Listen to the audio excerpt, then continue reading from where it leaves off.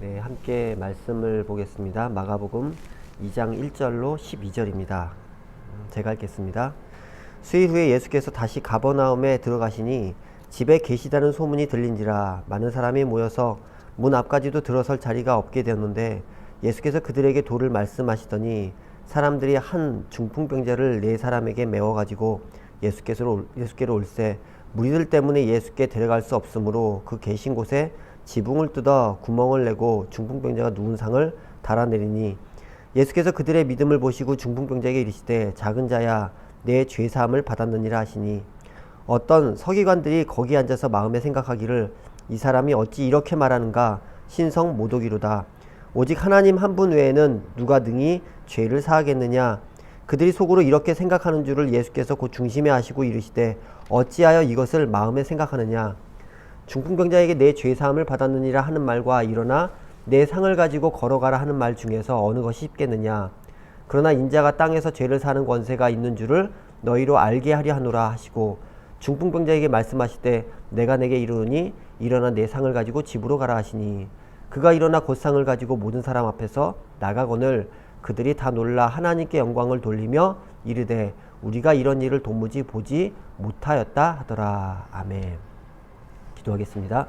하나님 감사합니다. 주님께서 저희들을 한 주간 지켜주시고 함께 주님께 예배드립니다. 이 시간 함께 하여 주셔서 주님께서 특별히 이 말씀을 듣고 또 주님 앞에서 또 돌이키길 원하는 한 영혼 가운데 함께 하여 주셔서 그래서 아버지 하나님 주님께서 주신 말씀이 우리에게 힘이 되어지게 하시며 주님께서 주신 말씀 붙들고 주님 앞에 살아드릴 수 있는 저희들 되어지게 하여 주시옵소서. 감사드리며 예수님의 이름으로 기도합니다. 아멘.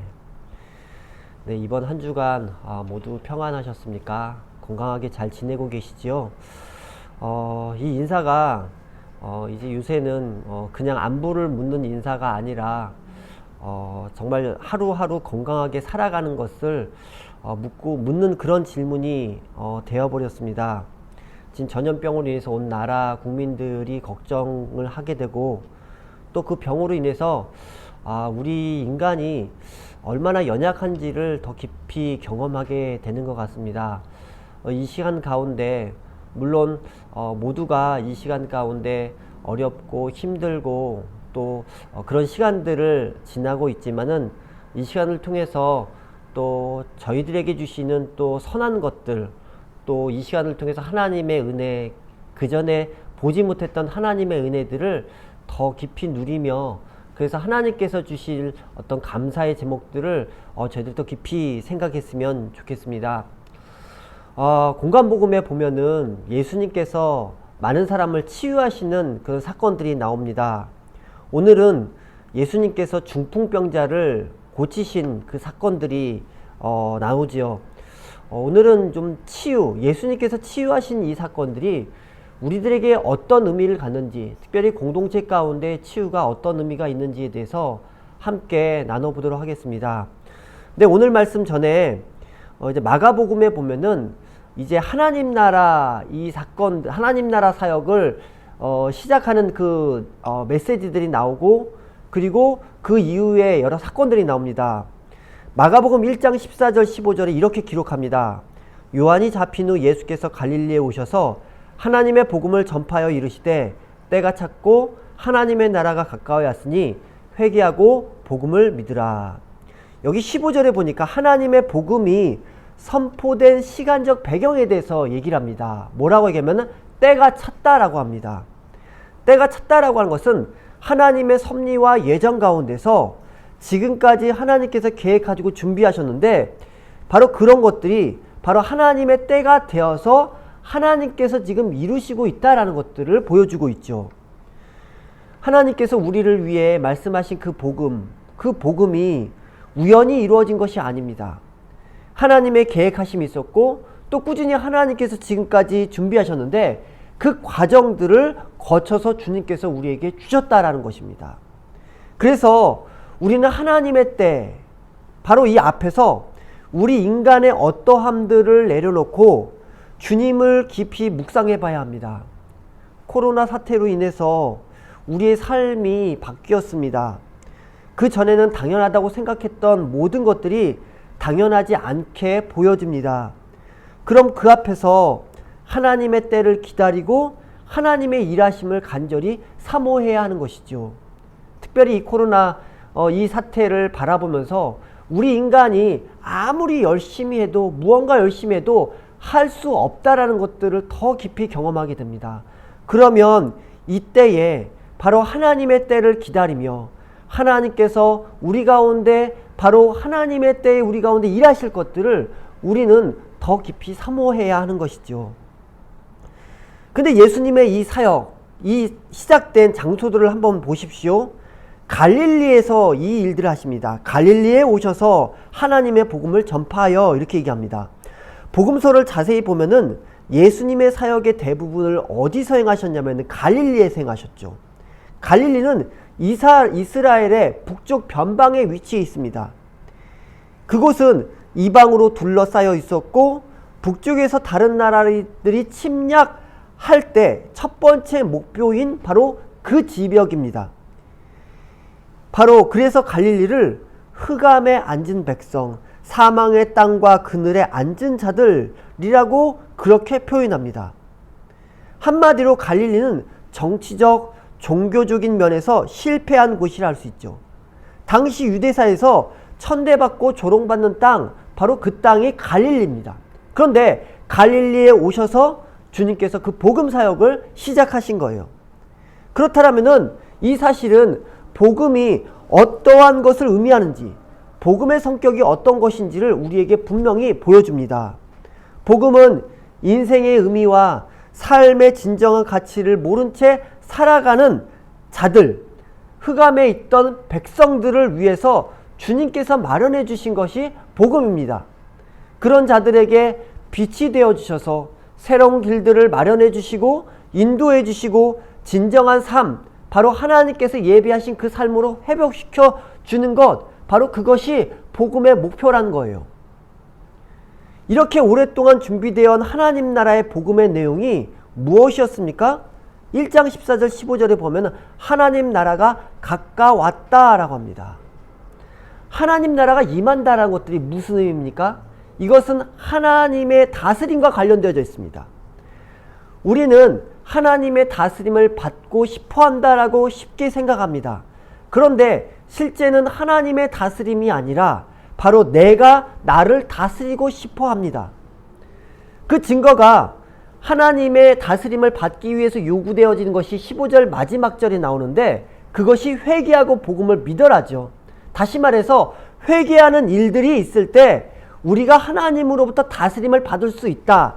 하나님께서 바로 우리 가운데 임하셔서 바로 하나님 나라가 임한다라는 것들이 되는 것이죠.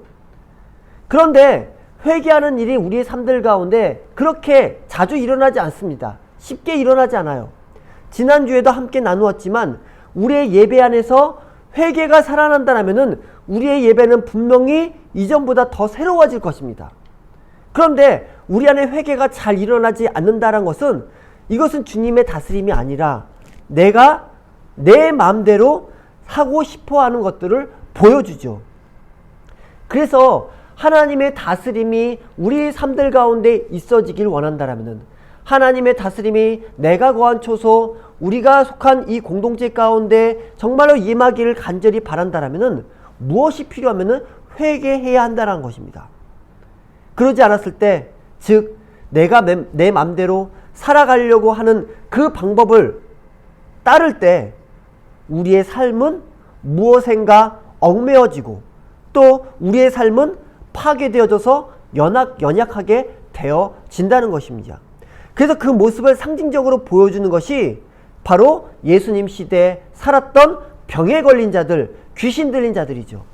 그래서 마가복음 1장 15절 이후에 바로 예수님께서 귀신을 쫓아내시고 또 나병 환자를 고치는 사건들이 나오는데 이것은 바로 예수님께서 바로 하나님 나라가 임하는 곳에 이 모든 것들, 즉 얽매여진 것에서 자유하게 되고 또 우리가 연약한 곳에서 바로 주님께서 주시는 이 놀라운 복음으로 말미암아서 그곳에서 벗어날 수 있다라는 것들을 바로 이 사건들을 통해서 보여주는 것입니다.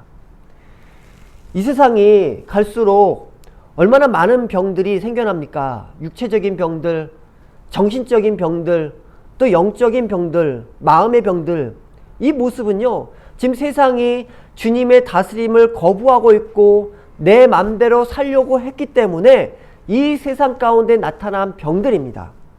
그래서 주님께서는 바로 그것들을 치유하심으로 주님의 다스림을 받는 것이 어떤 것인지를 바로 보여주길 원하셨던 것이요. 그래서 우리는 이제 이 병에서 치유한다라는 것들을 얘기하기 전에, 바로 그래서 이 병에서 치유받기를 원하냐라는 질문 이전에 먼저 정말 주님께서 나를 다스려 주님의 왕되심과 주님의 다스림 아래 살기를 바라십니까? 라는 질문을 먼저 드려야 합니다. 오늘 본문에 중풍병자 사건이 나옵니다. 중풍병자가 있었습니다. 예수님 소식을 들었어요. 그래서 예수님께 나아갑니다. 근데 문제는 예수님을 만나러 온 군중들이 너무 많아서 예수님께 가지 못했어요. 그래서 중풍병자 친구 이 4명이 그를 지붕에 데리고 올라가 지붕에서 내려 예수님을 만나게 합니다. 그럼 여기서 이 중풍병자의 문제는 무엇이었을까요? 만약 여러분이 중풍병자의 이 4명의 이 친구 중에 한 명이라면은 그 친구의 문제에 대해서 뭐라고 할 수 있겠습니까? 한번 생각해 보십시오. 지금 중풍병은요, 그가 경험하는 고통, 고난이라고 할 수 있습니다.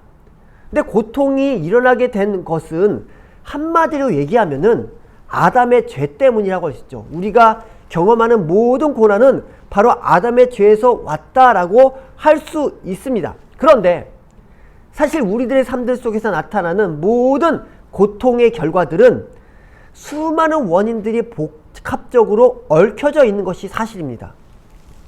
그래서 이 우리들 삶들 가운데 나타난 고통에 대해서 바로 고통이 나타났던 원인들을 잘 살펴보면 몇 가지로 좀 나누어서 구분할 수 있어요. 먼저 첫 번째로는 우리가 경험하는 이 고통들은 바로 다른 사람들 때문에 고통을 받을 수 있다는 것이죠. 우리는 다른 사람들 때문에 부득이하게 고통당하고 그로 인해 큰 상처를 받을 수 있습니다. 내가 아무 어떤 죄를 짓거나 불순종한 거나 그런 것이 없는데도 불구하고 다른 사람들이 행했던 것들 때문에 내가 고통을 당할 수 있습니다.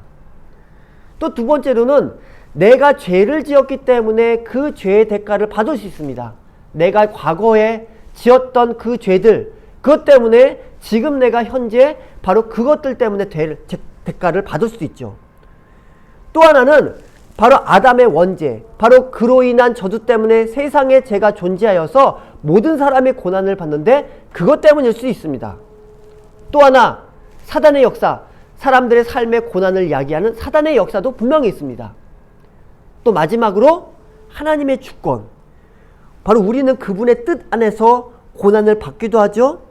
그래서 우리에게 고난이 올 때 그것은 하나님의 주권 안에 있습니다. 이렇게 우리 삶들 가운데는 수많은 고난이라는 것들이 있는데 이 고난의 원인들을 찾으려면은 이렇게 다른 사람들, 자기 자신, 아담의 원죄, 사단의 역사, 하나님의 주권, 이런 수많은 원인들이 복합적으로 얽혀져서 우리 가운데 나타난 것입니다. 그런데 오늘 사건에서는요, 예수님께서 이 중풍병자의 병을 고치기에 앞서서 뭐라고 얘기하시냐면은 너는 이제 죄의 사함을 받았다라고 선포하시죠. 그러면은 이 의미는 무엇이냐면은 중풍병으로 고통받게 된 원인을 바로 그의 죄 때문이라고 말씀하시는 것입니다. 물론 방금 전에 말씀드렸던 것처럼 모든 병이 죄 때문이라고, 바로 당사자의 죄 때문이라고 할 수는 없습니다. 그러나 지금 예수님께서는 지금 그의 문제, 그의 병의 문제는 죄의 문제 가운데 얽혀져 있는데 그 죄의 문제가 해결되지 않으면은 그의 병의 문제도 해결될 수 없다라는 것들을 보여주고 있죠. 만약 이 중풍병자의 중풍병만을 고쳐준다라면은 그 인생에는 아무 의미가 없다라는 것이요. 지금 몸속에는 큰 암세포가 지금 번져나고 있습니다. 그런데 그냥 몸 밖에 연고로만 발라주고 밴드만 붙여준다는 것은 아무 의미가 없다라는 것이죠. 그래서 특별히 이 공간복음에서 예수님께서 이 병을 치유하시는 것들 가운데서 이것은 단지 주님께서 주님이 병을 고치실 수 있고 능력이 많으시는 분이구나, 단지 이것들을 보여주신 것이 아닙니다. 예수님 시대에 예수님의 기적을 쫓아왔던 사람들이 많이 있었죠. 그런데 그들이 예수님의 십자가 사건 앞에서 예수님 앞에서 돌아섰습니다. 단지 능력을 주시는 분이라고 생각하게 되면은 예수님을 오해하는 것이죠. 그래서 예수님께서는 어떻게 하셨습니까? 오히려 그들에게 기적을 베푸시기를 원하시기보다는 오히려 그들에게서 벗어나길 원하셨습니다. 그래서 많은 곳에서 어떻게 얘기를 하시냐면은 내가 이렇게 병을 고쳤다는 얘기들을 다른 곳에 하지 말라라고 그렇게까지 말씀하셨죠. 왜냐하면 예수님께서 병을 고치신 이 본질적인 의미들을 깨닫지 못하고서 단지 예수님을 쫓는다라면은 그것은 아무 의미가 없다라는 것들을 예수님께서 알려주신 것입니다. 그러면 예수님께서는 이 병을 치유하심으로 모든 인간이 죄의 짐을 지고 있는데, 이 아담의 죄로 인해 그의 죄를 지고 있는데 예수님께서 죄의 권세를 이기시고 인간의 모든 죄의 짐에서 구원하시는 메시아이심을 보이시길 원하셨습니다. 그래서 이 병의 치유하신 사건은 무엇을 의미하냐면은 단지 병의 고통에서 벗어나는 것에 끝나는 것이 아니라 주님과의 단절됨, 즉 영적 고통에서 벗어나도록 하고 또 주님과의 관계를 통해서만 이 모든 이 땅의 고통에서 벗어날 수 있다는 것들을 예수님께서 보여주신 거예요. 그래서 우리에게는 수많은 문제들이 있습니다. 우리에게 처한 문제들, 관계의 문제들, 건강의 문제들, 또 내 마음의 문제, 미래에 대한 문제들, 그 문제들이 있습니다. 그런데 이 문제들을 해결받고자 주님 앞에 나아가지죠. 그런데 우리는 문제를 해결하는 것뿐만 아니라 이 문제 안에 숨겨진, 때로는 그 숨겨진 불순종의 문제를 함께 보아야 합니다. 결국은요, 이 치유라고 하는 것은 주님을 믿고 알아 그 안에서 순종해 가는 것과 연결되어집니다. 단지 문제만 해결되어지는 것이 아니라 바로 주님께서 이것들을 통해서 이 문제를 해결해 가는 이 과정들을 통해서 내가 주님을 더 많이 알고 주님을 사랑하게 되고 주님 앞에 순종해 가게 되고, 바로 이런 것들이 주님께서 우리에게 치유하시는 그 모든 과정들 가운데 꼭 있어야 한다라는 것이죠. 그래서 주님께서 말씀하신 하나님 나라는 바로 이런 것입니다. 많은 사람들은 하나님 나라를 많은 사람들은 자신을 왕으로 놓고 자신이 원함을 이루어지는 곳, 바로 그런 곳을 하나님의 나라라고 생각한다라면은 그것은 잘못된 것이죠. 즉 하나님의 나라는 무엇이냐면 하나님의 뜻 앞에서 내 뜻이 넘어지고 꼬꾸라져서 결국 하나님의 뜻 앞에서 순종하게 되어지는 것. 그래서 하나님께서 나를 다스려 주시도록 나를 내어놓는 곳, 바로 그것이 치유 가운데 있어져야 하는 것입니다. 이 오늘 본문에 보면은 이 치유하시는 그 과정 가운데 죄와 고난이란 것들을 직면하게 됩니다. 앞에서 얘기한 것처럼 이 중풍병자는 죄의 문제에 직면했어요. 그리고 그의 가장 큰 문제는 죄의 문제였습니다. 그런데 만약 이 중풍병자 친구들, 이 4명이 욥의 친구와 같이 접근했다라면 어떻겠습니까?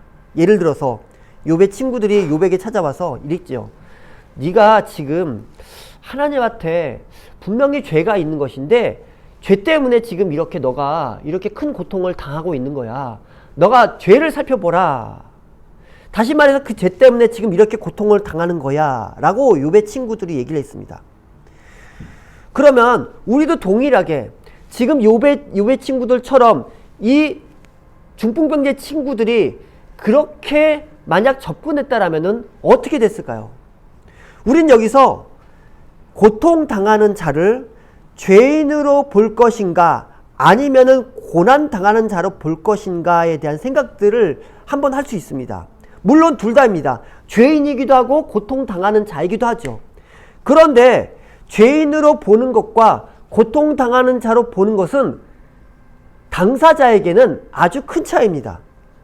그럼 주님께서 이 중풍병자를 어떻게 보셨을까요? 죄인으로 보시면서 너는 저주받아야 될 자이고 진노를 받아야 하는 자라 하시면서 분노하셨습니까? 안 하셨어요. 그가 죄인임을 알았지만 그 죄 때문에 고통당하시는 것을 예수님께서 불쌍히 여기셨습니다. 그래서 예수님께서 이 땅에 오셔서 죽으신 이유가 무엇입니까? 죄로 인해서 고통당하는 영혼을 바로 향해서 바로 그의 십자가 죽음으로 인해서 그들을 살리셨던 것이요. 예수님께서 공생의 사역 이전에 30년간 살아갔던 그 모습들은 무엇입니까? 바로 이 땅에 죄로 인해서 살아가는 인간의 고통이 무엇인지를 깊이 경험하셨고 그 가운데 함께 있으셨다라는 것이요. 그래서 죄로 인해서 고통당한 영혼을 불쌍히 여기신 분이 바로 주님이십니다. 그럼 주님께서 이 중풍병자를 보신 것도 이렇게 불쌍히 여기는 시각으로 바라보셨던 것이죠. 그럼 그의 친구들을 한번 보겠습니다. 중풍병자를 치유하는데 그의 친구들의 믿음이 아주 중요한 역할을 합니다. 예수님께서 뭐라고 하시면 그들의 믿음을 보시고 중풍병자에게 죄사함을 받았다라고 하십니다. 여기서 그들이라고 한 것은 중풍병자 그리고 중풍병자를 포함한 중풍병자의 친구들 다 포함한다는 거죠. 5명을 다 얘기를 하는 것입니다. 여기서 중풍병자의 믿음이 전제가 됩니다. 그런데 만약 4명의 친구들의 믿음이 없었다라면은 그는 치유의 기회를 얻지 못했을 것입니다. 그들의 믿음으로, 여기서는 그들의 믿음으로 표현합니다. 그런데 그들의 믿음으로 표현되지만 사실 그들의 믿음은 이 친구를 향한 사랑으로 나타냈지요. 저는 신앙생활을 더 많이 할수록 믿음이 강조되는 것이 아니라 사랑을 강조하게 된다는 것들을 더 깊이 깨닫습니다. 왜냐하면 우리가 믿음이라고 하는 것도 결국 우리의 삶들 가운데 사랑의 모습, 결국 하나님을 향한 사랑과 이웃을 향한 사랑, 이 모습으로 나타나야 그 믿음이 진짜인지를 보여준다는 것이요. 믿음이 아무리 있다 하더라도 그것이 사랑과 함께 나가지 않으면은 그 믿음은요, 자신의 신념에 빠질 수 있습니다.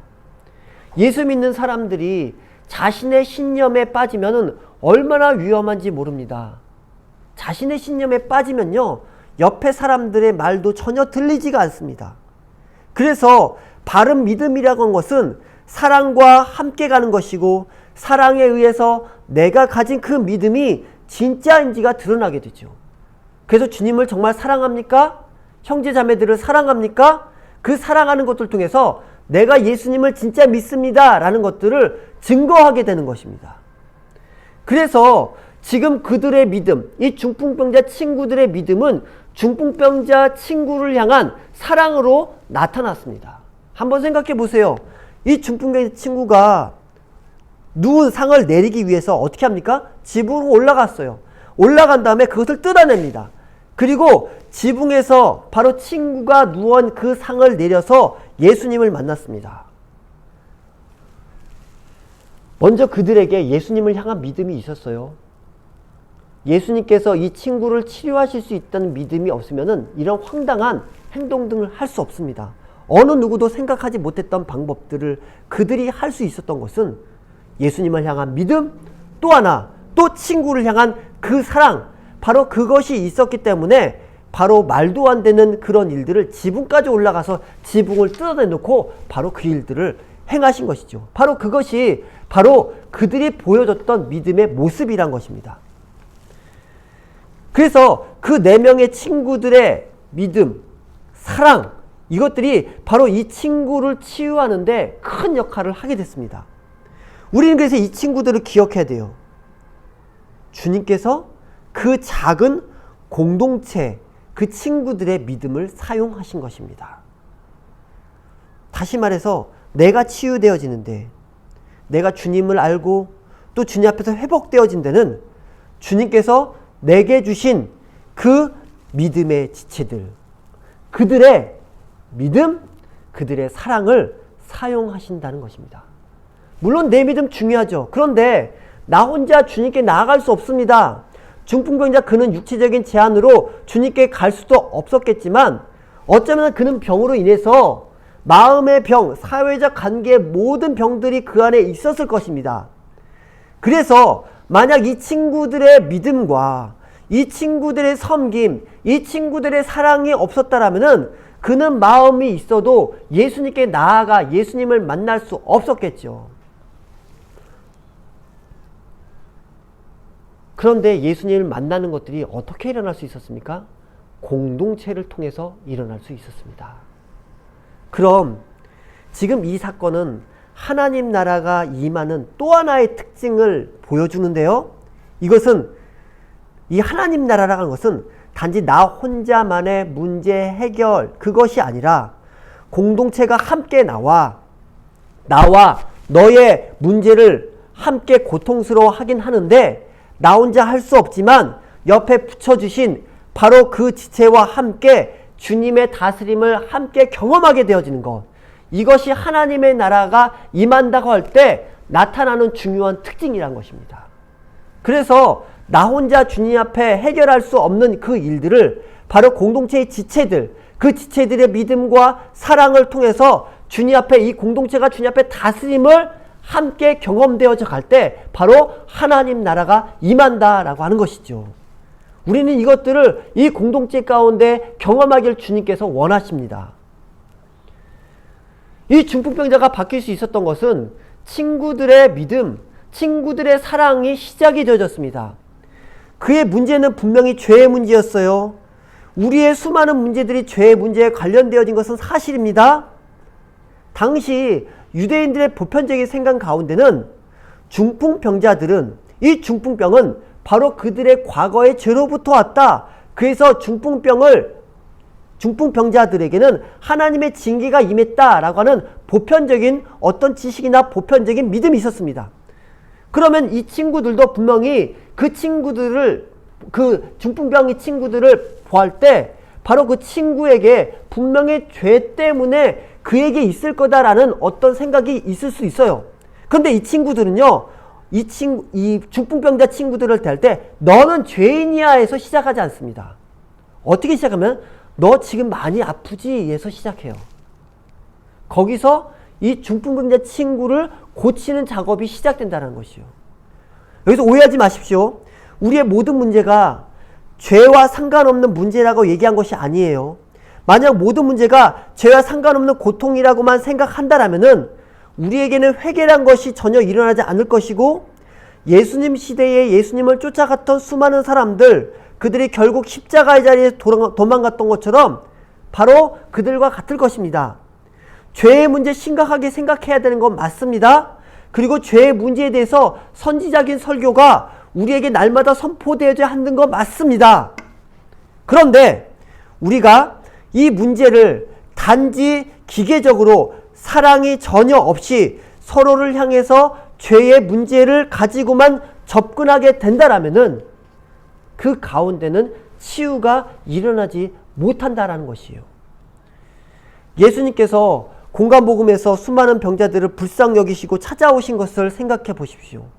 이 또 4명의 친구가 중풍병자를 데리고 지붕 위에 올라간 것을 생각해 보십시오.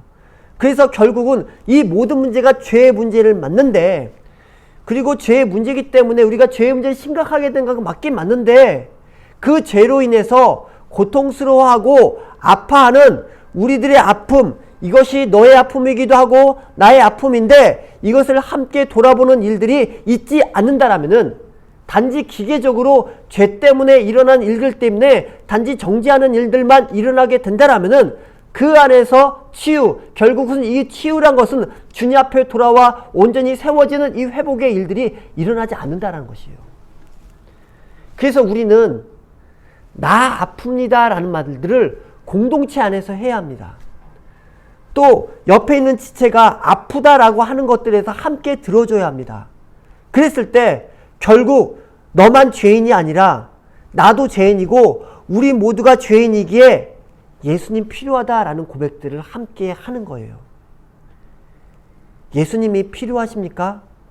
예수님이 필요했던 이 중풍병자, 이 모습, 그가 죄로 인해서 이렇게 중풍병의 이 고통들을 경험하고 있지만, 그런데 바로 그의 친구들이 바로 그를 데리고 예수님 앞에 나갔을 때 그들의 사랑, 그래서 너 아프지? 바로 아픔들을 깊이 같이 그것들을 공유하며, 그래서 예수님 앞에 나갔을 때 예수님께서 그들의 믿음을 사용하셔서 그들을 함께 치유하시는 일들이 있었습니다. 그런 일들이 우리 공동체 가운데 있기를 간절히 바랍니다. 이렇게 2주간 떨어져서 예배를 드리는데 공동체가 너무 그립습니다. 저는 공동체 가운데 찾아오신 그 예수님을 다시 만나고 싶습니다. 또 함께 예수님 앞에 이 공동체가 함께 나아가기를 소망합니다. 말씀을 맺습니다. 우리에게 치유라는 것이 무슨 의미입니까? 단지 어떤 문제가 있어서 해결받기 위해서 찾아가는 것이 아니라 그 가운데서 문제 해결을 통해서 예수님을 더 알아가고 예수님을 사랑하게 되고 예수님 앞에서 더 온전히 세워지는, 거룩해지는 모습들이 우리 가운데 필요하다는 것이죠. 그리고 또한 그 치유되어지는 과정들 가운데 무엇이 있었습니까? 물론 그의 문제, 모든 문제가 죄의 문제에서 온 것이었지만, 그러나 죄의 문제로 인해서 고통당하는 그 영혼을 사랑하는 마음들이 있었어요. 그래서 아프지 이 하는 같이 공감하며 그 아픈 것들을 같이 끌어안았을 때 그 가운데 치유라는 것들이 일어나게 됩니다. 어쩌면은 지금 이 세상이 지금 병으로 인해서 힘들어하고 있습니다. 고통당하고 있습니다. 단지 코로나로 인해서가 아니라 우리 안에 있는 마음의 병, 관계의 병, 그리고 우리가 영혼의 병들을 짊어지고 가고 있습니다. 그런데 그 영혼의 병 가운데 치유될 수 있는 유일한 것 무엇입니까? 바로 예수님께 나아가는 것들이죠. 예수님께 함께 이 공동체가 나아가야 합니다. 그래서 아프고 힘들고 또 어려워하고 있는 지체들 가운데 이 아픈 지체들이 함께 모여서 이 공동체 안에 예수님을 만나 그 안에서 예수님께서 바로 우리에게 주시는 그 하나님 나라의 임함들, 주님의 다스림들이 바로 있어져야 하는 것이죠. 바로 그것이 바로 교회인 것입니다. 그래서 성도분들 같이 또 함께 모여서 예배드리길 간절히 소망합니다. 그래서 또 성도분들이 같이 모여서 같이 치유하는 일들을, 그런 일들이 있기를 간절히 소망합니다. 그래서 지금은 떨어져서 흩어져서 예배를 드리지만 이 공동체가 함께 모여 우리의 아픔들을 주님 앞에 내놓고 그래서 그것들이 함께 치유되어지는 그런 놀라운 일들이 우리 공동체의 모든 지체들 가운데 있어지길 주님의 이름으로 축원드립니다. 함께 기도하겠습니다. 말씀을 생각하면서 기도하겠습니다. 기도할 때 하나님, 주님께서 저희들 가운데 예수님께서 찾아와 주시고 또 우리들 가운데 여러 가지 병이 있습니다. 관계의 문제들, 또 마음의 문제들, 영혼의 문제들이 있습니다. 주님께서 저희들을 고쳐주시고 치유하여 주시옵소서. 또 위해 기도할 때 공동체를 위해 기도합니다. 지금 흩어진 지체들 가운데 주님께서 함께 하셔서 지금 어려운 시기들을 겪고 있지만 하나님 이 시간들을 잘 이겨내게 하여 주시고 또 함께 저희들이 모였을 때 또 주님께서 우리가 내 아픔, 너의 아픔, 나의 아픔을 같이 공유하며 그 치유하시는 우리 공동체 되어지게 하여 주시옵소서. 같이 기도하도록 하겠습니다. 같이 기도합니다. 하나님 감사합니다. 주님께서 이 말씀들을 아버지 하나님 생각하며 주님께서 이 공동체 가운데 어떻게 치유하신지를 보게 하셔서 감사합니다. 아버지, 우리들은 너무 연약해서 이 세상에서 아버지 하나님 나의 죄, 너의 죄, 공동체의 죄, 또 아담의 죄, 그것들로 인해서 아버지 우리의 연약함을 경험하게 되고 아픔을 경험하게 되고 그 안에서 아버지 하나님 얼마나 고통하는지 모릅니다. 그러나 아버지 하나님 고통 가운데 찾아오신 그 예수님께서 저희들 가운데 찾아오셔서 그것들을 치유하길 원하셨고 치유해서 끝나는 것이 아니라 그걸 통해서 예수님을 알아가길 원하셨는데 저희 공동체 지체들이 아버지 흩어진 곳에서 아버지 주님을 만나게 하여 주시옵소서. 간절히 기도하는 것은 아버지 코로나 사태가 아버지 하나님 빨리 아버지 하나님 이것들이 사라지게 하여 주시고 그래서 아버지 하나님 함께 모여 주님께 예배하며 그래서 공동체 안에서 아픈 지체들이 모여서 그 안에서 서로 사랑하여서 이 공동체가 주님 앞에 나아가는 모습들이 되어지게 하여 주시옵소서. 특별히 이 시간들을 통해서 주님 앞에서 다시금 우리의 모습들을 되돌아보게 하여 주시고, 주님 앞에 회개하지 못하고 주님 앞에 나아가지 못했던 저희들을 주님 앞에 내려놓게 하여 주셔서 아버지 하나님 온전히 주님을 향해 나아갈 수 있는 저희 공동체들 되어지게 하여 주시옵소서. 이제는 우리 주 예수 그리스도의 은혜와 우리 아버지 하나님의 무한하신 사랑과 성령님의 감화 감동 교통 충만하신 은총이 지금 흩어져서 주님께 예배드리고 이 말씀을 듣고 주님 앞에서 다시 서길 원하는, 그래서 주님 앞에서 온전히 치유받기를 원하는 주의 모든 백성의 머리 위에 이제부터 영원토록 함께 있을지어다. 아멘.